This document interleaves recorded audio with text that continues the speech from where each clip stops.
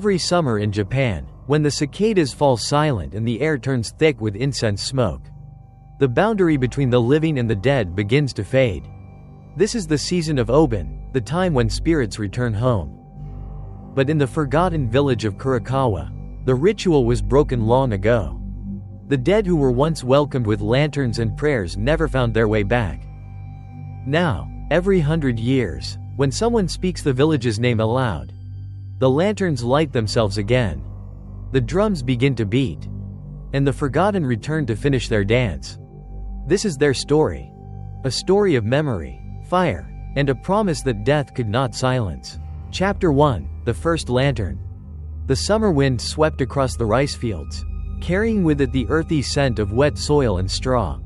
The evening sun sank slowly behind the distant mountains, glowing blood red as the bell of Kosenji Temple rang 3 solemn times, signaling the first night of Obon, the time when spirits return home. The Kurokawa River curved around the village like a black ribbon, its surface smooth and dark, mirroring the early moonlight. Along the banks, the villagers were preparing for the Toro Nagashi, the ritual of releasing paper lanterns onto the water, each one representing the soul of a departed family member. Elderly women in white yukata bowed their heads in prayer. Children ran around, giggling, though their laughter sounded strangely hollow, as if echoing from somewhere far away. Mayu stood among them, holding a paper lantern her grandmother had just finished making. A soft ivory lantern with a small candle inside. On its thin surface, written in black ink, was a single character. Greater than, Mu, mother. Her grandmother whispered. Greater than, you must set it afloat yourself. Mayu. It must drift downstream. If it turns back, it means the spirit cannot leave. Mayu nodded silently, her chest tight. Her mother had died 5 years ago in a car accident. This was the first time she'd returned to the village for Obon. Kneeling by the water, she gently placed the lantern onto the river. The candlelight flickered softly as it joined hundreds of others gliding along the current. The villagers bowed together, murmuring prayers. The night fell into a sacred silence. Only the whispers of wind and the hush of water remained. Then someone gasped. A child pointed at the river and cried out. Greater than, look, that one's going the wrong way. Everyone turned. Among the countless lights drifting downstream, one lantern was slowly floating upstream, against the current, as if pushed by unseen hands from beneath the water. Its flame wavered but did not go out. An old woman trembled and muttered. Greater than, don't touch it, it's a wandering soul. Mayu's grandmother said nothing. Her face grew pale as she gripped Mayu's hand tightly. Greater than, let's go home. Child, don't look again. But Mayu couldn't look away. Her gaze was locked on that lone lantern. And then she saw it, a shadow beneath the surface. A faint outline of a woman's face with long black hair drifting in the water, staring up at her. She gasped and stumbled backward. The lantern stopped right at her feet, its light illuminating her face. On its side, written in dried crimson strokes, was another word. Greater than, ki, return. The wind rose suddenly. Every lantern on the river began to shiver. And one by one, their flames went out. The river fell into darkness. And from that silence came a voice, faint, wet, trembling, echoing from somewhere beneath the surface. Greater than, Mayu, it's been so long. Chapter 2: The Bell of the Dead. Kosenji Temple stood on the northern hill of Kurokawa village. It had been there for over 4 centuries, built in the age when people believed that the sound of temple bells could guide souls across the border between life and death. From afar, it looked like a giant shadow crouched in the mist, surrounded by pine trees whose bare branches reached out like bony fingers. On the second night of Obon, Monk Juru stayed awake, chanting sutras to ease the spirit's journey. He was the last monk remaining at the temple. The others had left long ago due to age or illness.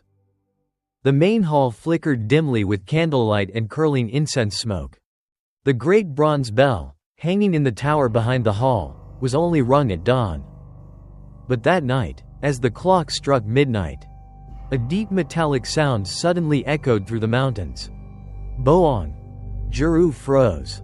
He looked up at the window, The wind was still. The night silent. Then it came again. Longer this time. Heavier. As if someone were striking the bell from deep within the earth. Greater than, that's impossible.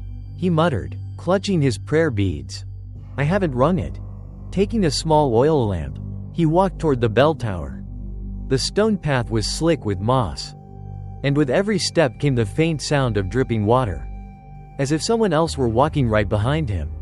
The moonlight filtered through the mist, pale as bone. The bell continued to sway gently, its low hum vibrating through the ground. And with each vibration Juru felt his heartbeat slow, as though something unseen was pulling it from his chest. When he reached the tower, he saw the thick rope tied to the bell, moving by itself. There was no wind. No one else was there. A chill ran down his spine. He turned. Nothing but darkness. Then he noticed it. A single wet footprint on the stone floor. As if someone had just stepped out of the river. From below the tower, a voice rasped. Hoarse, breathless, almost like a whisper through water. Greater than, you have opened the way for them. You shouldn't have rung the bell. Juru stepped back, the oil lamp flickering wildly. From the darkness beneath the bell, a pale hand emerged, thin, wrinkled, dripping wet, and grasped the rope. Obon. This time, the sound rolled through the hills like thunder. In the village below, people woke in their beds. Some swore they saw figures in white funeral robes walking past their homes.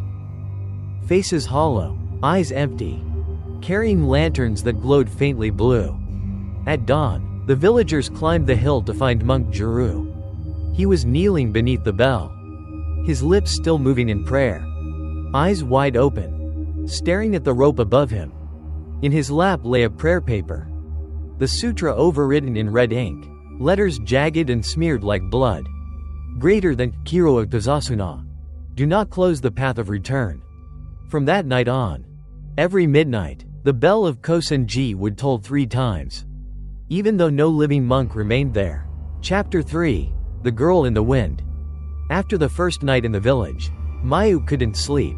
The bell of Kosenji still echoed faintly in her ears, ringing at midnight again and again. And between the tolls, she swore she could hear whispers. Soft, wet breathing beneath the floorboards. At dawn, the village was wrapped in fog. The narrow path from her grandmother's house to the market was barely visible between the rice fields, the stalks swaying gently in the morning wind. Carrying a small basket, Mayu walked along the wooden bridge that crossed the irrigation canal. Halfway across, the wind suddenly shifted. A sharp, icy gust that chilled her skin and made the paper charms tied to the bridge rails flutter violently. The air smelled faintly of old incense and river water. She stopped. At the other end of the bridge stood a woman in a white kimono. Motionless, her back turned. Her long black hair hung down to her waist, wet and tangled. For a moment Mayu thought she must be a villager.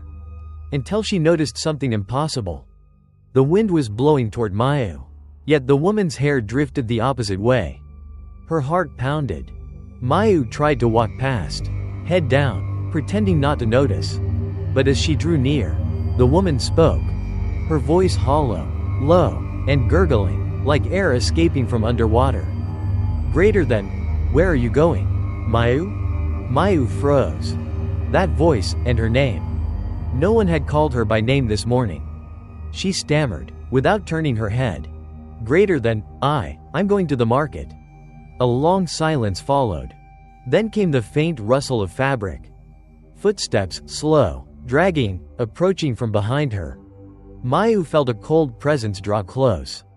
A hand, icy and wet, rested on her shoulder. She screamed and spun around. No one was there. Only a strip of white cloth, snagged on the bridge railing, fluttered weakly in the wind. She exhaled shakily, ready to run, when she glanced down into the water below.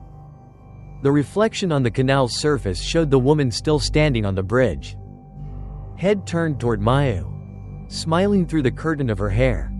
Mayu looked up, the bridge was empty.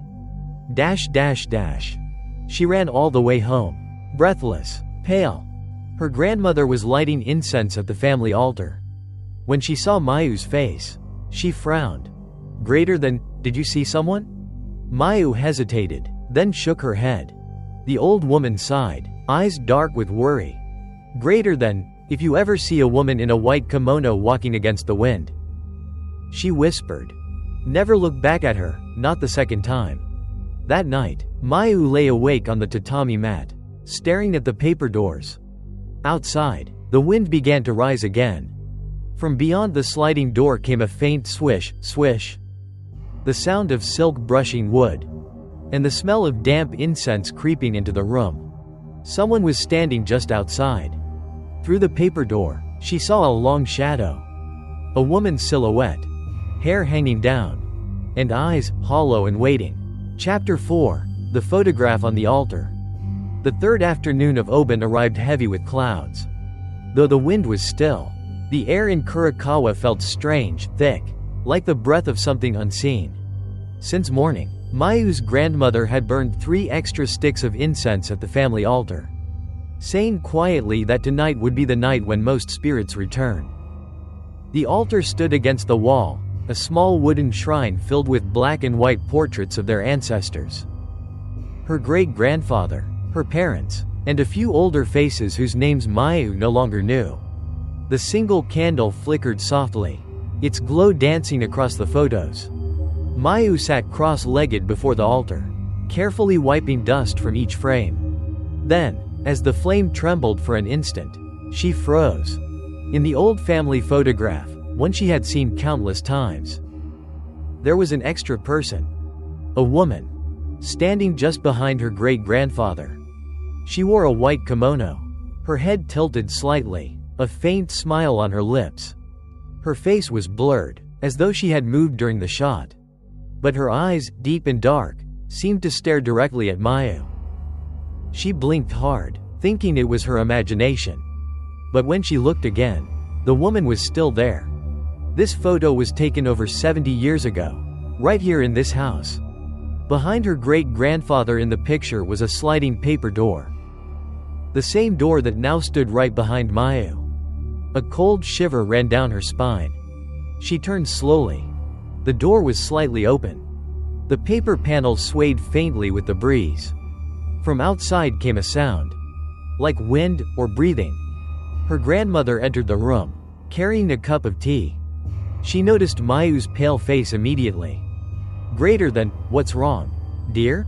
Mayu pointed at the photograph, her voice shaking. Greater than, Grandma, who is this woman? The old woman looked closely, and in just a few seconds, her face drained of all color. The teacup slipped from her hand and shattered on the tatami. Without a word, she stepped forward, took out a lighter, and set the photograph on fire. Greater than, Grandma, why are you? Don't ask, she said hoarsely. Don't speak of her, never call her name. The old woman watched in silence as the picture burned. When only ashes remained, she wrapped them in white paper and went out into the yard. Mayu followed quietly, hiding behind the door. Her grandmother buried the ashes beneath the old willow tree.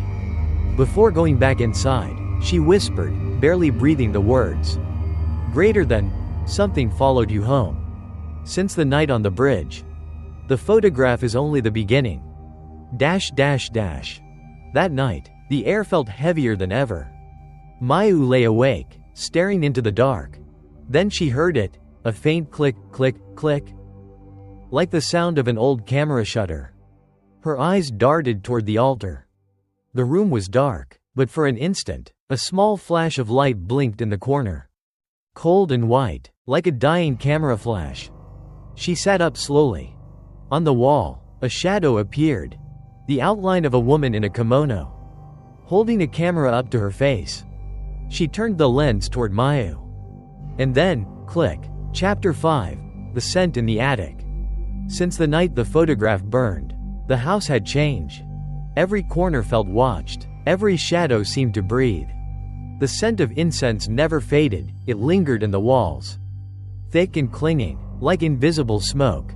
Even when no candles burned, Mayu could still smell it. That afternoon, the sky turned gray and rain began to fall.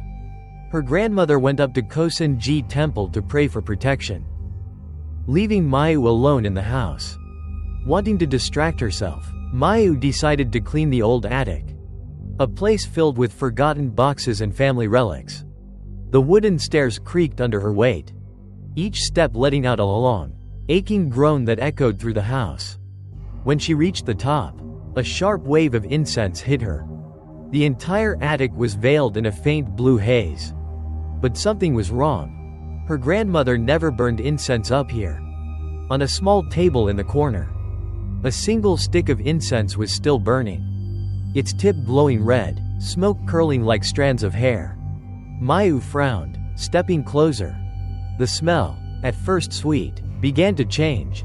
It thickened, soured, turning into the smell of rotting meat mixed with damp earth. Her stomach twisted. She raised her hand to cover her nose, and then heard it. A faint scratching above her, like fingernails dragging across wood. Slow, steady. She looked up. From the ceiling beams, a dark liquid dripped, a single drop landing on her cheek. It was warm, sticky. She wiped it off with trembling fingers, and froze when she saw the color, red. The scratching grew louder. Scrape, scrape, scrape. Boards trembled. Dust rained down. Then, from a gap between two planks, a blackened hand reached through. The skin burned and cracked, fingernails long and sharp, clawing at the wood. The sound pierced the silence, like metal scraping bone. Mayu stumbled backward, heart racing. Through the crack, she saw a pair of red eyes staring down at her, unblinking, glowing faintly in the incense haze. Then, silence. The hand vanished. The scratching stopped. The smoke from the incense turned gray, twisting into the faint outline of a woman in a white kimono, floating just behind Mayu. She spun around, nothing there. But when she looked up again, the attic ceiling bore a black handprint. 5 fingers spread wide like a brand burned into the wood. Panicking, she fled down the stairs. Halfway down, she slipped and fell, landing hard on the floor. As she tried to catch her breath, the temple bell rang, 3 slow, heavy tones. It was midday. Her grandmother returned not long after and found Mayu sitting on the floor, eyes wide, face pale. Without asking, the old woman looked up toward the attic and sighed. "Greater than, I hoped it only followed your mother," she murmured. "But now, it's looking for someone else." Mayu's voice trembled. "Greater than, who is it? Grandma?" Her grandmother didn't answer right away. She looked up at the ceiling, the air heavy with the sour scent of burned incense. Finally, she whispered, "Greater than, the one who was forgotten during Obon. And now, it wants to be remembered." Chapter 6, The Festival Under the Moonlight. The final night of Obon arrived. The moon hung high and round above Kurokawa, but its light was pale, almost colorless, as though shining through water. The air was unnaturally cold. From somewhere far away came the slow rhythm of taiko drums, the sound rolling through the hills like a heartbeat deep in the earth. In the village square, people gathered around a great bonfire. The fire meant to guide their ancestors' spirits back home. Her grandmother took Mayu's hand. "Greater than, tonight is the last night. If a spirit has not yet returned, it will wander forever." The villagers wore colorful yukata and fox masks, holding paper lanterns of red, gold, and white. From afar, the scene looked beautiful, almost too beautiful, like a dream on the verge of breaking. When the music began, the villagers formed a great circle around the fire, clapping, singing, moving in slow, graceful steps. The Bon Odori, the dance of the dead. The flames threw long shadows across their faces. Mayu joined reluctantly, moving with the others. But as she turned, she began to notice something wrong. Not everyone had eyes. Among the dancers were people with faces too white, skin too smooth, and dark, hollow sockets where eyes should have been. Yet they smiled. They moved perfectly in rhythm. Their hands were cold when they touched hers. Mayu gasped, stumbling. She looked around. The more she looked, the more of them she saw. The dead mingled with the living, dancing side by side in silence. A woman beside her leaned close, her voice thin as paper rustling. Greater than, keep dancing. If you stop, they'll know you don't belong. Mayu tried, her body stiff with fear. The music grew faster, the drums pounding in her chest like a second heart. The fire flared higher, turning from orange to blue. Smoke rose, forming faces. Smiling faces, drifting above the dancers. The people around her began to move oddly. Jerky, mechanical, as though their joints had rusted. Their smiles froze. Their limbs bent at impossible angles. They looked like puppets pulled by invisible strings. The drumbeat thundered louder and louder, until she realized something horrifying. There was no drummer. The taiko stood alone in the center of the firelight, its surface trembling, striking itself, the sound echoing from somewhere deep underground. The fire blazed, and Mayu saw them, hundreds of figures in white funeral robes, standing at the edge of the square, watching. They were not dancing. They were waiting. A voice whispered in her ear. A man's voice, cold as grave dirt. Greater than, welcome home, Mayu. She spun around. No one was there. But when she looked down, she saw something impossible. Her shadow had come loose from her feet. It stretched across the ground, crawling toward the fire like a living thing. Around her, the shadows of others began to move too. Slithering, twisting, separating from their owners. The drums stopped. The dancers froze, heads tilted, smiles unmoving. The fire hissed, turning white hot. And above it, a single paper lantern floated up, spinning slowly in the smoky air. On its surface, in dark red letters, was written one word, greater than, Okaeri. Welcome home. Chapter 7, The Letter from the Dead. After the night of the festival, Mayu lay weak and feverish on the tatami mat. The drums, the fire, those eyeless faces, they still spun inside her mind. As if the dance hadn't ended, only moved into her dreams. Her grandmother said nothing. She sat by the window all night, fingering her rosary beads, murmuring sutras under her breath. The moonlight touched her wrinkled face, making her skin look as pale as paper. The next morning, the postman came to the house. He carried a single envelope, yellowed, unmarked. The name on it read, Kurokawa Mayu. There was no sender's address. Her grandmother picked it up, glanced at the handwriting, and froze. Her hand trembled so badly that the letter almost slipped from her fingers. Her voice cracked. Greater than, don't open it. But Mayu had already recognized the handwriting. The delicate, slanted letters, she could never forget them. It was her mother's handwriting. Her heart pounded. Impossible. Her mother had died in a car accident 5 years ago. How could a letter arrive now, and on the day after Obon? Mayu took the letter upstairs to her room. Rain began to fall, a soft, steady whisper against the paper doors. She unfolded the envelope. Inside was a single sheet of aged paper, faintly scented with half-burnt incense. The ink was faded, but still readable. Greater than, Mayu. If you have received this letter, it means you have come home. I was not allowed to leave. My lantern has not gone out. Keep the last light burning until the final dawn of Obon. If it goes out, you will never leave this village. I will wait for you, by the Kurokawa River. No signature.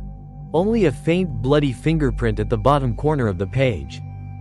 Mayu stared at it, her hands trembling. A gust of wind burst the window open, rain spraying in. The paper grew damp, the ink running. And then something hidden beneath the first layer of writing began to appear. Faint letters, surfacing through the wet paper. Greater than, do not trust the one who stays with you. Her breath caught. Footsteps echoed outside her door, slow, deliberate. Then her grandmother's voice, low and rasping. Greater than, Mayu, what are you reading? Mayu hid the letter behind her back. Greater than, and nothing. Grandma. Her grandmother stood in the doorway. Her cloudy eyes gleamed in the dim light. She smiled, but the smile was wrong. stiff and too wide, as if sewn into her face with invisible thread. Greater than good, she whispered. Just make sure the lantern doesn't go out. She turned away, her footsteps silent as ash. When she was gone, the air smelled faintly of burnt incense and something else. Something sour and metallic. Mayu looked out the window toward the Kurokawa River. Through the rain and mist, she saw a single paper lantern floating upstream, its flame trembling weakly. And inside it, a small, pale hand pressed against the paper from within. Chapter 8: The Gate Beneath the Lake. The next day, a thick fog covered the entire village. It was so dense that Mayu couldn't even see the fence behind the house. There were no birds, no insects, only silence. As if the whole village had stopped breathing. Her grandmother had gone to the market that morning and hadn't returned. Inside the house, the smell of incense lingered. But beneath it was something else. A faint stench of mud and blood, damp and heavy. Mayu sat by the window, clutching the letter from her mother. Her eyes kept returning to the last line. Greater than, I will wait for you, by the Kurokawa River. But when she thought back, she remembered her mother once saying something different. Greater than, never go near Kuro Numa Lake. That's where souls lose their way. The lake lay beyond the forest, about a mile from the village. A place the villagers had avoided for decades. Long ago, they said, it was where the first Obon ceremony had taken place. There had been an accident, or a curse. And since then, no one was allowed to go there. They called it the place where the gate opened. That afternoon, from somewhere deep in the mist, came the sound of 3 bell chimes. Not from the temple above the hill, but from beneath the earth. Mayu rose to her feet. Her heart told her where the sound came from. She took a lantern and walked into the fog.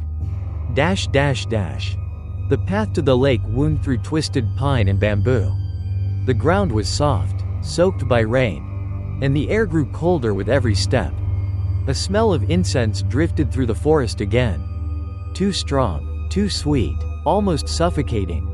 Finally, the trees thinned. And there it was. Lake Kuro Numa. Its surface was smooth and colorless, like a giant mirror reflecting nothing. Mist hovered low over the water, and all across the surface floated hundreds of paper lanterns, still burning, even though the festival had ended. Mayu stopped at the shore, her breath fogging the air. It was beautiful and terrifying. She took a step closer. Beneath the lake's still surface, something moved. A shadow. Long and dark, like smoke twisting underwater. When she knelt to look closer, the water rippled, and she saw dozens of pale hands reaching up from the depths, fingers grasping at the drifting lanterns. She gasped and stumbled back. Her foot struck something hard, a stone marker, half buried in moss. It was cracked and weathered, but the carved characters were still faintly visible. Greater than Kikomon, the gate of returning souls. A fissure split the stone, and from within it seeped a thick, black liquid, bubbling, foul, and warm to the touch. When Mayu reached out a trembling finger, the entire lake turned red. A low, deep sound rose from beneath the surface, a vibration that shook the ground. The lanterns began to sink, one by one. For each lantern that vanished, a figure rose in its place, ghostly white, floating just above the water. Their faces were blank, their eyes black hollows. In the center of the lake, a woman in a white kimono emerged, hair drenched, hands folded. It was her mother. Greater than mother, Mayu whispered, tears spilling down her face. Her mother looked up and smiled faintly, raising one trembling hand to her chest, then pointing toward the middle of the lake. Mayu followed her gaze and saw a swirling vortex of darkness, opening slowly, revealing a massive stone gate beneath the water, carved with ancient symbols that glowed with red light. Blood seeped from its cracks. The wind howled, carrying countless voices whispering from every direction. Greater than, open it, let us return. The ground shook violently. The lantern in Mayu's hand slipped and fell into the lake. It hissed and went out. In that instant, every lantern on the lake extinguished. The world plunged into darkness. The surface of the lake turned mirror smooth. But instead of the sky, it reflected another village, burning silently. Its people wandering through blue flames. Faces without eyes, searching for a home they would never find. Chapter 9: The Drummer of the Dead. That night, the village of Kurokawa was silent, eerily silent. No dogs barked. No insects sang. Only one sound remained. The slow, steady beat of a taiko drum somewhere on the northern hill. Boom, boom, boom. The sound grew louder, closer, as if moving toward the house. Mayu jolted awake. Her grandmother sat before the altar, eyes closed, beads clicking softly. When the drumming reached the yard, the old woman whispered, barely breathing, "Greater than, he's awake." Mayu stared at her. Greater than, who? The drummer, the one who must never return. Her grandmother rose shakily and pulled an old leather notebook from a drawer. Its pages were yellow, its ink faint. She opened to the first page. A line written in trembling script. Greater than, the betrayer of the first Obon, buried beneath the drum to keep the rhythm of the dead. The old woman spoke in a trembling voice. Greater than, 70 years ago, when the gate first opened, the villagers panicked. One man, Guro, tried to stop the ritual. He burned the sacred drum, defied the priest, and severed the bridge between worlds. Because of him, dozens of souls were trapped, unable to cross. They caught him and buried him beneath the new drum. His bones became its rhythm. She paused, eyes glistening. Greater than, every year during Obon, the drum beats again. No one plays it, but it still sings. They say it's Goro's heartbeat, still keeping time. Before Mayu could speak, the sound came again. Louder now, right outside.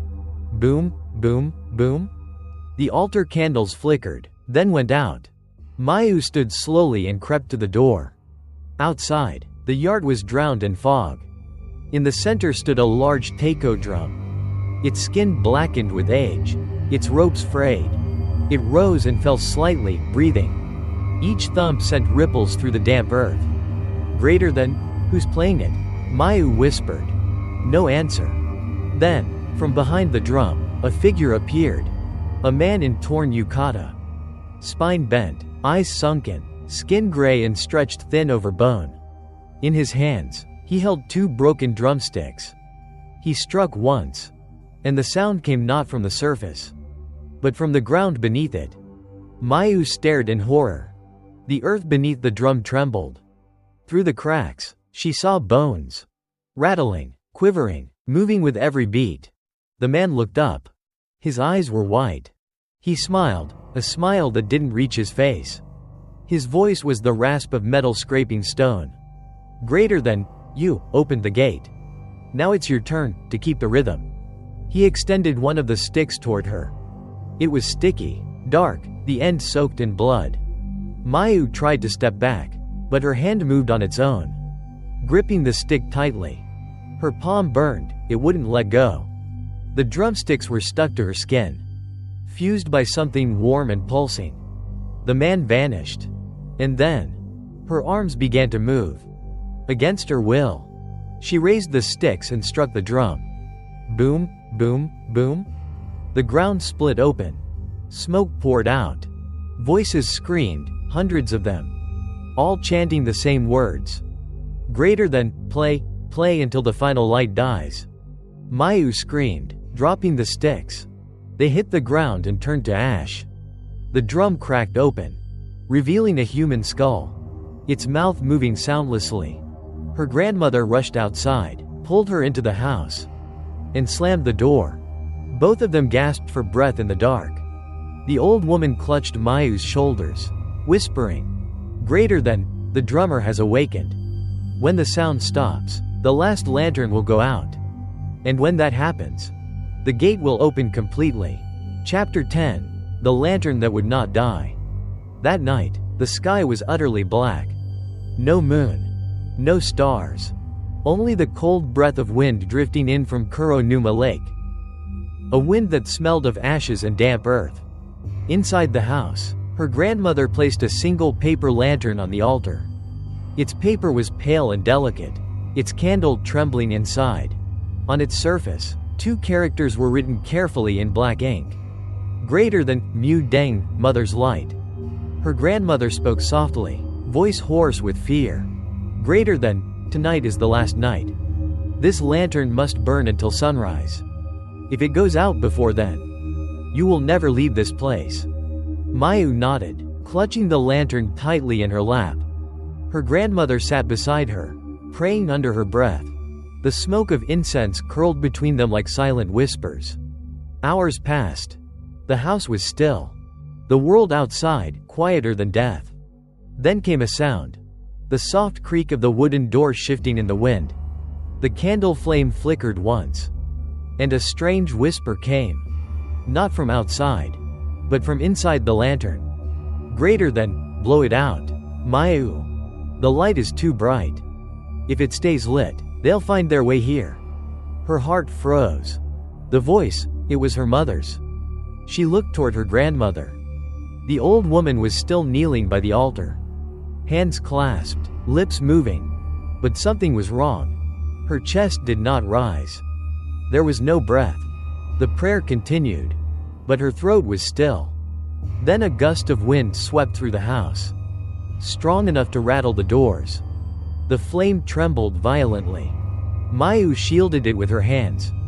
The air changed.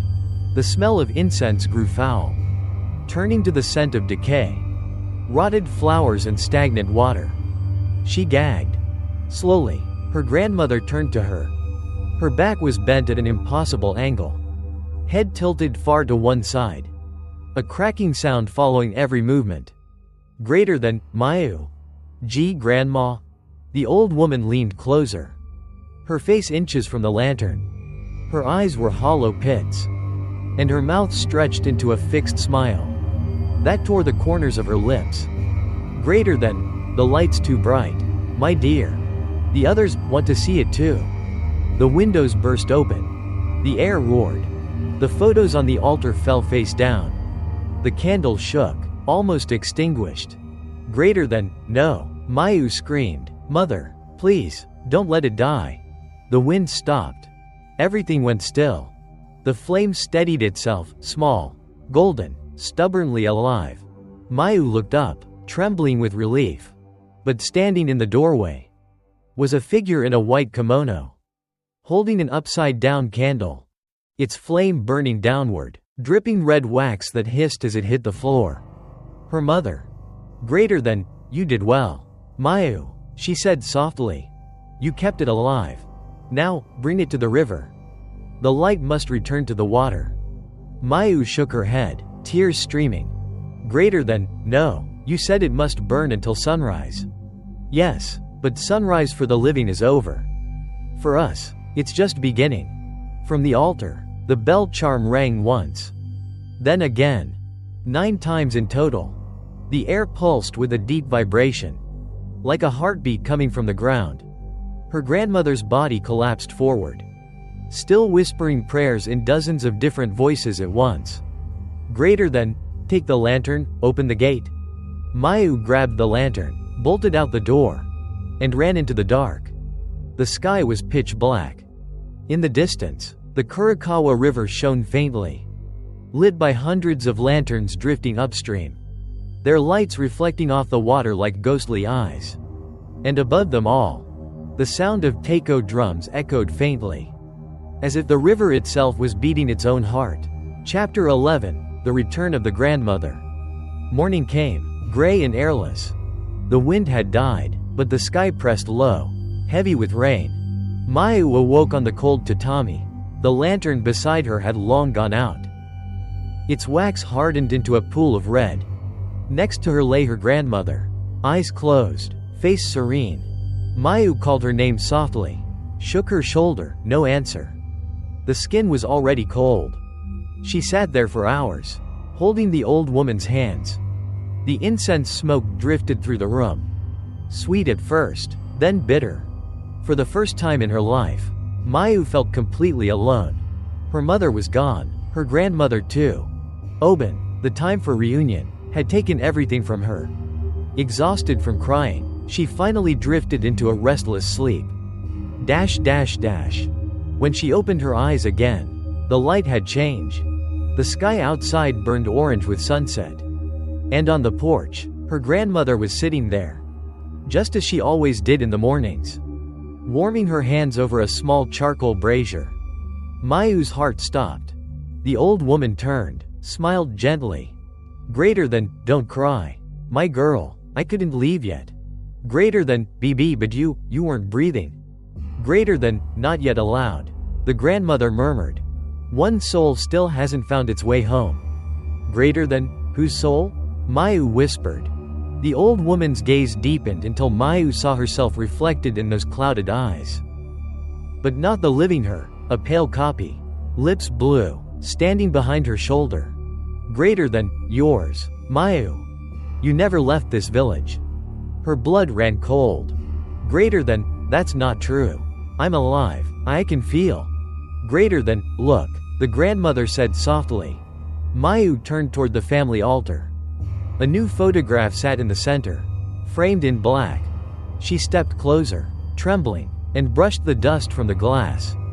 It was her own face, smiling faintly in a white yukata. Below it, written in neat ink, was the date of death, July 16th of this year. Greater than, no, she gasped. That's impossible. Her grandmother rose, moving with a slowness that made no sound. She lit a fresh stick of incense, gray smoke curled upward, wrapping around them like a veil. Greater than, you came home with the others. Mayu, she said. Now you must do what remains, return the final light to the river. So the forgotten will no longer wander. Mayu shook her head, tears streaming. Greater than, Grandma, I don't want to go. I'm scared. The old woman smiled, a kind, familiar smile, but her eyes had become empty sockets. Greater than, no one ever wants to go, my child. But when the lantern goes out, all must return. She bowed her head, her form blurred in the smoke. The incense burned down to ash. The air stirred once, softly, as though someone had sighed, and she was gone. Only the faint scent of sandalwood remained, and the echo of that last whisper. Greater than, when the light fades. Remember, we all go home. Chapter 12, The Nameless Grave.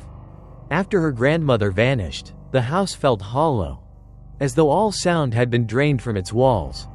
Even the air refused to move. The smell of incense clung to everything. The tatami, the curtains, her hair. A scent both comforting and suffocating. Mayu sat motionless, staring at her own photograph on the altar. Hours passed without her noticing. The candlelight flickered faintly beside it, as if struggling to breathe. Then, somewhere outside, a whisper of movement. Wet footsteps on the porch. The sliding door creaked open slightly. Mist spilled into the room, pale and cold. Beyond the mist, something glowed faintly. A trail of blue fire, leading up the hill behind the house. Mayu rose slowly, her fingers trembling around the lantern frame. The flame within flared to life as soon as she touched it. As though answering her, the path behind the house led to the old cemetery on the hill. The place of the forgotten dead. The fog thickened as she climbed, each step sinking into damp moss. All around her were ancient gravestones. Names faded, edges broken, some swallowed entirely by the earth. Only the sound of her own breath kept her company. Halfway up, she stopped. Before her stood a new grave. The soil was still soft. The stone was clean, wet, and cold. No name was carved on it. Only a piece of white paper glued to the surface. The characters written in fresh, black ink. Greater than, Kino Mitamono. The one who saw what was forbidden. Mayu's hands shook. The handwriting, it was her own. She stepped back, heart hammering. When did I write that? She whispered. A gust of wind swept through, tearing the paper loose. It fluttered in the air, landing at her feet. And when she picked it up, she found something drawn on the back. It was a photograph. A woman in a white yukata stood by the Kurokawa River. Hair loose, eyes closed, smiling faintly. Half of her face had burned away. But the other half was unmistakable, hers. Behind her, reflected in the river, stood hundreds of pale figures. Heads bowed, waiting. Above them, one lantern drifted against the current. Her fingers went numb. The photo slipped from her hand. As she bent to pick it up, the earth beneath the grave shifted. A faint crack. Then the sound of soil collapsing inward. A hand burst from the dirt. White, slick, cold, and clamped around her ankle. Mayu screamed. From beneath the soil came a voice. Hoarse and ragged, yet horribly familiar. Her own voice. Greater than, "You shouldn't have come back, Mayu. You died with the festival." The ground split open. A head pushed through. Mud-caked hair, gray skin, and her own face staring back at her. Smiling with dead lips. Greater than, "Give me back my place." Mayu kicked free and stumbled down the hill. The lantern flew from her hands, rolling in the grass. Its flame flickering once, then dying. The world fell silent. When she looked back, the grave had closed again. The paper was gone. Only the faint sound of the wind remained. And a whisper at her ear. Greater than, "The last light is gone, Mayu. Now the path is open." As she looked up, the hillside came alive with hundreds of blue flames. Glowing in the mist. Souls awakening. Or souls returning. Chapter 13, The Night Without a Moon. That night, the sky was empty. No clouds, no stars, and no moon. It was as if someone had taken the heavens and scraped them clean, leaving only darkness behind. In Kurokawa, the villagers called this night Yami no Yuru, the night of shadow. The night when the dead walked freely. Mayu sat inside the house, staring at the single lamp burning on the altar. Since the last lantern had gone out, time itself seemed to have stopped. Her grandmother's photograph had reappeared. Her own picture sat beside it. And the faint scent of sandalwood still lingered, as if the air itself remembered the dead. Then, from far away, came the slow pulse of taiko drums. Boom, boom, boom. The sound rolled through the valley, filling every corner of the village like the beating of a buried heart. It came from everywhere and nowhere. Mayu stood. Through the paper doors, she saw the faint flicker of light outside. Lanterns. Dozens of them.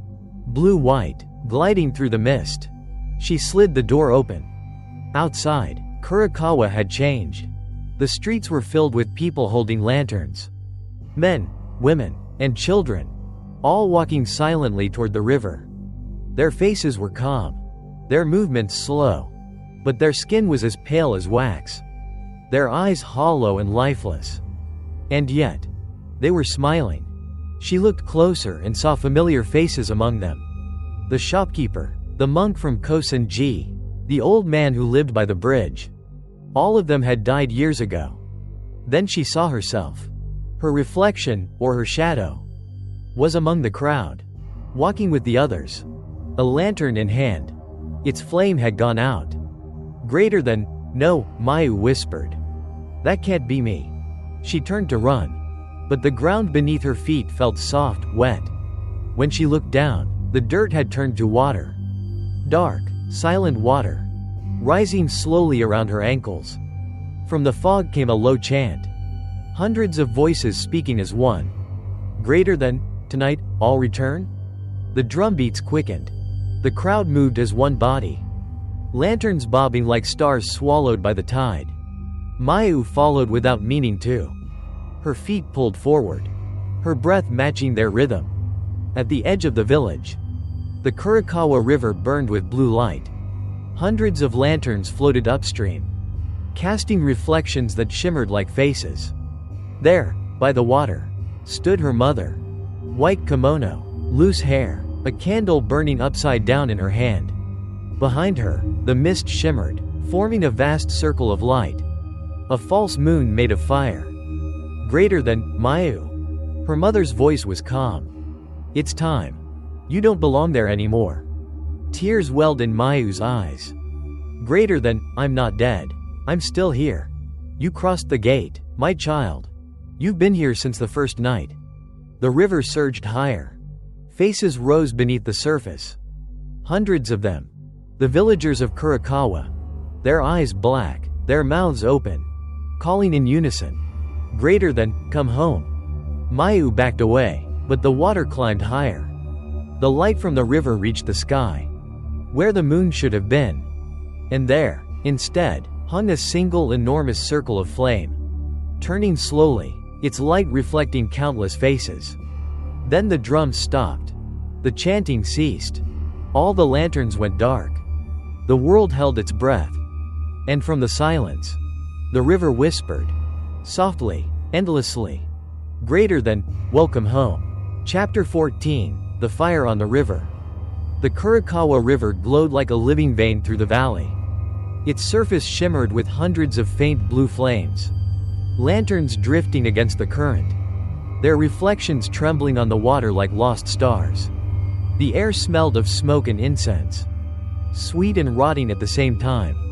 Mayu walked through the mist, drawn by the sound of the river. Her body felt light, almost weightless, as if she were walking through someone else's dream. From far across the water, a voice called her name. Greater than, Mayu. The voice was her mother's. At the center of the river burned a great blue fire, flames rising without sound, its heart pulsing like the slow beat of a drum. Inside the fire, faces appeared. Men, women, children, all smiling, their eyes shining faintly, as if at peace. And there, standing within the flames, was her mother, dressed in white, her long hair floating in the windless air. The firelight turned her pale face transparent. Greater than, mother, Mayu whispered, stepping closer. I came back. Her mother smiled. Greater than, I've been waiting for you. You've done well, my daughter. You kept the light alive. Now, bring it home. Mayu looked down at her hands. The lantern she had carried for nights was gone. Only the wooden frame remained, wet and blackened. Greater than, but the flame is out, she said. There's nothing left. Greater than, there is. Her mother replied gently. The light is inside you now. The water around her stirred. The blue flames on the river twisted into a spiral, pulling toward the great fire in the center. Lanterns sank, one after another, until only Mayu's reflection remained. Then, beneath her feet, hands rose from the water. Cold, pale, reaching. They gripped her ankles and pulled. Her breath caught as the icy water climbed her legs. Greater than, come home. Mayu, her mother whispered. There's no pain here. No loneliness. Everyone you love is waiting. Tears blurred Mayu's vision. Greater than, I don't want to die. I want to live. Greater than, you already died, my child. The day you came back. Your lantern had already burned out. The river roared. The current rose, pulling her under. Mayu struggled, clawing at the surface. But in the reflection of the water, she saw another village, upside down, its houses glowing faintly with blue fire, its people walking backward, faces turned toward her. Above, her mother extended both hands. The fire around her shifted, forming the shape of a vast, human face. Her mother's face, enormous and hollow, eyes glowing with blue light. Greater than, it's time to return, she said. To where all things remember you. The river swallowed Mayu whole. For a moment, there was only light. Cold, endless, silent. She saw everything. The first Obon. The man buried under the drum. The curse that trapped the souls of Kurokawa. And then she understood the truth. Each century, one living soul must replace the last. To keep the gate sealed. The one who remembers becomes the one who remains. Greater than, if someone must stay, she whispered. Then let it be me. The fire blazed brighter than ever. And the river shone like glass. The water stilled, then dimmed to darkness. At dawn, the river returned to its calm flow. No sign of the fire. No trace of Mayu. Only one lantern drifted quietly upstream. its paper scorched, its faint light refusing to die. Inside, pressed against the inner wall, was a single photograph of a girl in a white yukata, smiling softly. Her name, Mayu. Chapter 15, When Spirits Return Home. 3 days after Obon, Kurokawa village looked as if nothing had happened. The sky was clear, the air calm. Children laughed in the fields, the old men repaired the riverbank. And no one spoke of the festival. No one mentioned the blue flames on the water, or the night when the drums beat without hands. Only one man remembered: the old monk of Kosenji Temple, the last survivor of the flood 70 years ago. Every morning, he climbed the hill to light incense at the Nameless graves. That morning, while standing by the river, he saw something drifting toward him. A single paper lantern, flickering weakly, floating upstream. He watched it come to rest by his feet. Inside, through the thin paper, was the faint outline of a young woman's face. Serene, gentle, half smiling. Behind the photo, scrawled in faded ink, were the words, "Greater than, do not forget my name. For when someone remembers, I will return." The monk bowed deeply, whispered a prayer, and let the lantern continue on its way. It drifted back into the mist, until its light became only a dot on the river. And then nothing. That afternoon, children played by the riverbank. One of them shouted, "Greater than, look, there's a lady in the water." The others rushed over. Beneath the clear surface, they saw the reflection of a woman in a white yukata, kneeling on the opposite shore, lighting incense with a soft smile. But when they looked up, the other bank was empty. Only a few fresh incense sticks stood upright in the wet grass, smoke curling gently into the air. That night, every home in Kurokawa heard the same thing. 3 slow tolls of the temple bell. Its deep sound rolled across the hills, lingering long after the echoes faded. The villagers said nothing, but the elders whispered, "Greater than, it means the last spirit has gone home." At midnight, a soft wind stirred the river. Between the reeds, a faint glow appeared. The last lantern, still burning, drifting quietly upstream.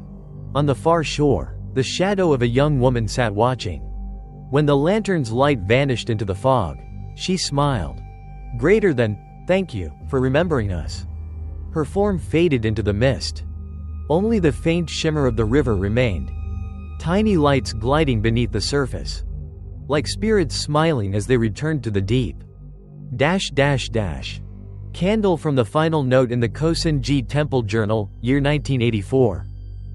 Greater than, every 100 years, when someone remembers the name Kurokawa, the village returns for 3 nights of Obon. The spirits come home, and those who stay too long forget they were ever alive. And when the final lantern fades, Obon begins again. The mist has lifted, the river runs quietly once more. No one remembers the name Kurokawa now. No one except the wind, the water, and a single lantern still drifting upstream. They say if you ever walk by a river during Obon and see a blue light floating against the current, don't call its name. Don't look too closely at the face reflected in the water.